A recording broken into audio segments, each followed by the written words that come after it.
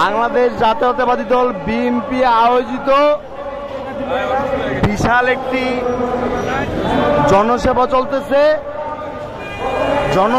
জনসভায় মোটামুটি স্থায়ী কমিটির সদস্য হইতে শুরু কইরা ঢাকা মহানগর উত্তর বিএনপির আহ্বায়ক আমিনুল হক ভাই, আমাদের শাহালি থানা থেকে আগত অনেক নেতাকর্মীরা আজকের এই প্রোগ্রামে আসছে।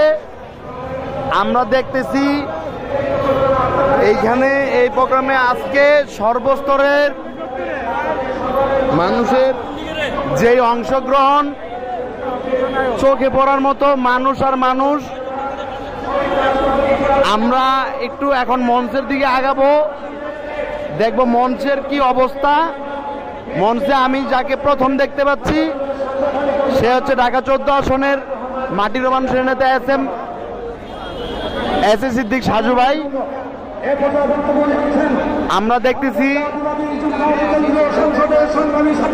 সাজু ভাইকে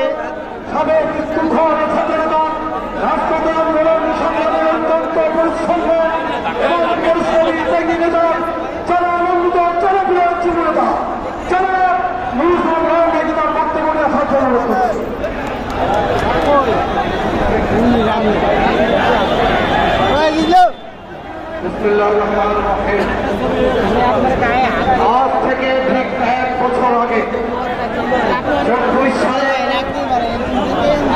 আসলে মঞ্চের দিকে অনেকটা ভিড় বেশি, যে কারণে ভিডিওটা ভালোভাবে নিতে পারতেছি না।